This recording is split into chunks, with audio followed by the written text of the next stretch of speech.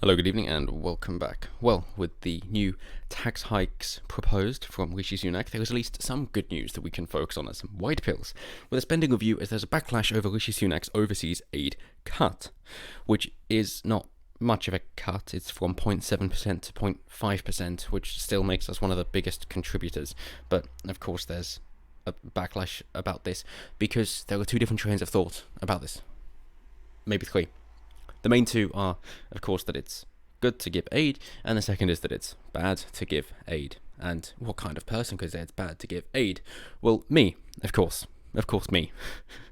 And I'm not being cold hearted about this. It's simply that something given isn't worth as much as something earned. And there are concerns that, hey, if you're cutting it down, then, there's going to be China and Russia that are going to take advantage and fill the vacuum. But, of course, they've got different ways of doing things. They're not so focused on giving aid, specifically China, which we will focus on. They instead go for debt trap diplomacy. What this means is instead of giving aid, they will provide an investment. When that loan is not repaid, which was the whole point, it's a debt trap, they will instead then take the land of the country or take ports, that kind of thing, as we see predominantly in Africa, with their mines, but also in places within Europe, like in Italy with Trieste, with their port. That is the whole idea. They are not so interested in having the money taken back. They're not concerned. Instead, they're going for growth in a much more imperialistic manner, which is kind of an older way to do things, but is still relevant. It's just more difficult these days because of all the agreements between parties. But they're still ploughing ahead with that in order to be bigger and bigger and take over as much of the world as they can, of course. That is how they garnered their power. So the UK cut is 2.5% of national income, which will save about £4 billion a year.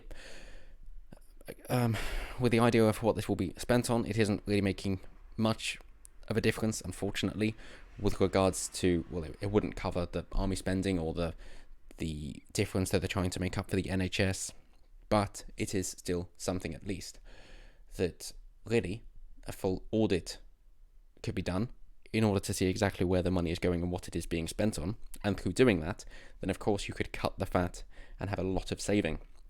It tends to be that with any governmental program, of course, that people spend their maximum budget in order to show, hey, yeah, we clearly need all this money, and in fact, we need more than this, so you definitely can't cut anything, and you should give us more next time. And if cuts are proposed, then the people on the receiving end are going to cut their most vital things in order to prove a point and say, no, we need all the money. It's like the old joke that the safest position in an army is in the musical band, because you're never going to get cut. It's going to be the most important ones first in order to prove a point that the people need all that money. Because the more money that they have coming in that they're overseeing, then even if they're just taking the same percentage as their own income, the more that they can take as a net figure. And it is really as simple as that. However, Sunak said this would be temporary and the 0.7% target would return when finances allowed. And we've really got to ask as to why it is there in the first place. That the benevolent way is to say, well, hey, it's because we're a developed country and therefore we're just doing our bit, as everybody should be charitable. We should be charitable as a nation as well. Tony Robbins says you should give away 10% of what you earn, in which case just giving away 0.7% of what you earn is hardly much. However, again, it comes back to who is accountable for this money. Is it going to where it should be going, and is it helping as it should be helping? Most likely not. If you wish to be charitable, then your best bet is to actually get involved and volunteer and do things yourself, instead of just blindly giving money to somebody else.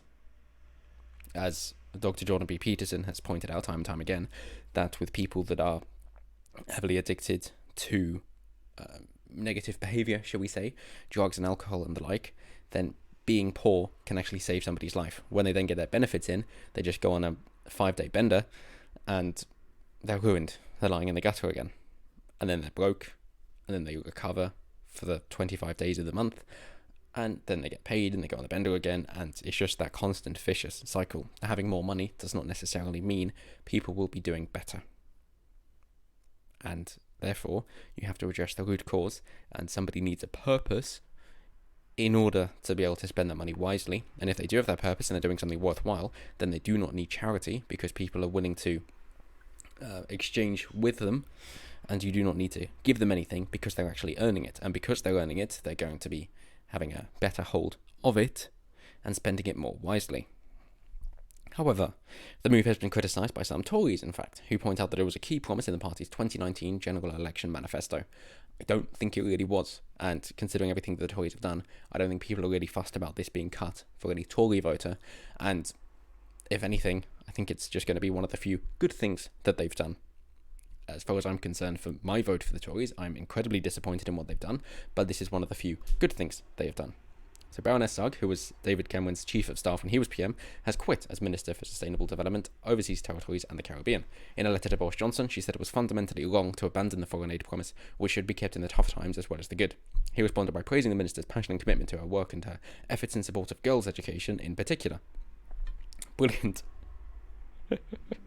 How about the education that is domestic? Again, get your own house in order before you start to try and sort out somebody else's.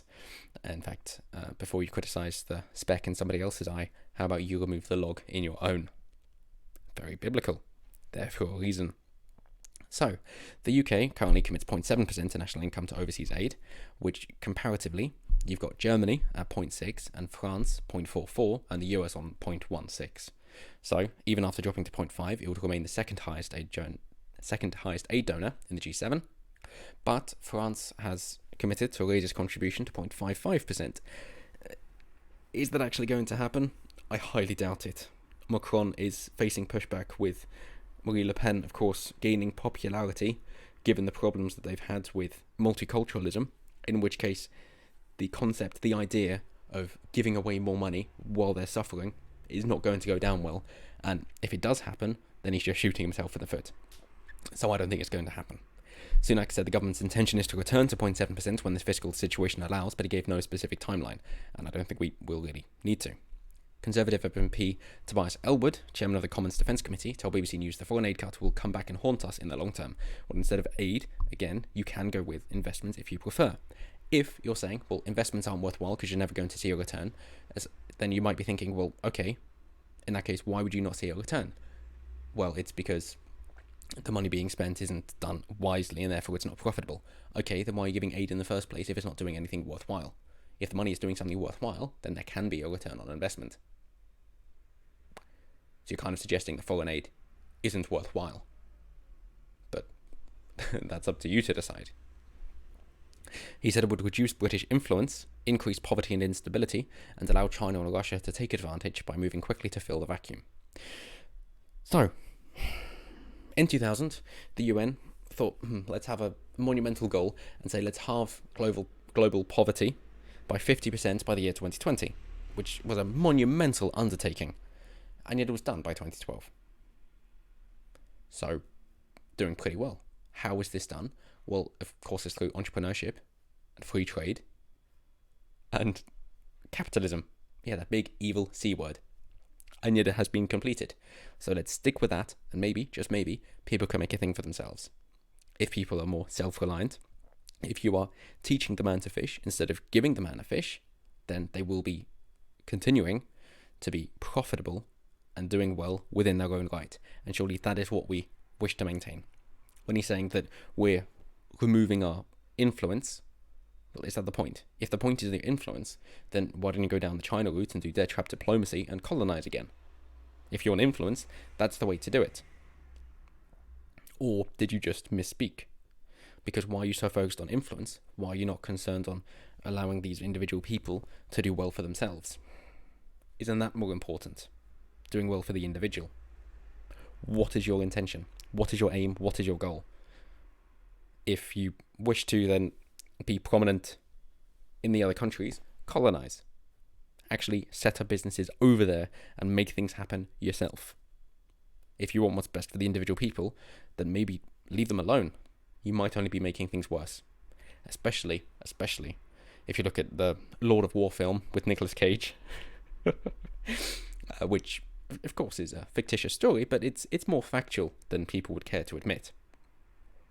That again, it is the meddling that is making things worse. Archbishop of Canterbury, Justin Welby, described Mr Sunak's decision as shameful and wrong. I join others in urging MPs to reject it for the good of the poorest and the UK's own reputation and interest, he wrote on Twitter. Do it yourself then. Do it yourself. Stop trying to take other people's money for your own gain. If you want to do something, you do it. If there's your congregation, then encourage your congregation to donate money. Then you don't have to say, other people support this cause you don't care about, and instead say, hey, this is meaningful to me, this is why it's meaningful, I encourage everybody else to do it as well, here is why you're going to feel good and it's going to be worthwhile for you as well. Persuade people, don't force people. Oxfam Chief Executive Danny was among dozens of charity bosses to criticise the decision. He said cutting the UK's lifeline to the world's poorest communities in the midst of a global pandemic will lead to tens of thousands of otherwise preventable deaths. Well, isn't that what we've said over here as well? Because of shortage of staff in the NHS, for example, isn't it more important that we take our own selves in order? Because if we're struggling, then any aid that we're giving is going to be unsustainable because there won't be a country left in order to give any money. Worth thinking about. On the flip side, Nigel Farage tweeted, "At last, we have a Conservative Chancellor that understands Conservative voters on foreign aid." Precisely. So was it really a key promise? No. And Tory MP Philip Davis, what a man, came to prominence, rivaling Jess Phillips, of course, good on him, said people in the real world will back the cut. And that's the difference between the right and the left. He said, I suspect that the vast majority of the British public won't be asking why has he cut so much, they'll probably be asking why we're still spending so much. Exactly. And, just in case, it does help to know that former Conservative Prime Ministers Sir John Major and his Labour successor Tony Blair were among those calling for the 0.7% target to be kept. Fantastic. It doesn't just help to know who your allies are when you're going for a cause, to know who you're associating yourself with, but of course who your enemies are, and if you're happy having them as your enemies. It could also face opposition from some Tory MPs, including former Foreign Secretary Jeremy Hunt and former International Development Secretary Andrew Mitchell, when the Commons votes on it. Not too fussed. Are you going to do what your electorate want, or not? But as always, let me know what you guys think down below. If it's a good move or a bad move, should we be more charitable, or should it be down to the individual? What is the best way in order to help other people? Is it just blindly giving them money, or is it maybe earning them? Is there anything that can be learned from lottery winners, the vast majority of which wishing that they'd never won it? Either way, let me know down below. Always intrigued to hear you guys have to say. And until next time, have a good one.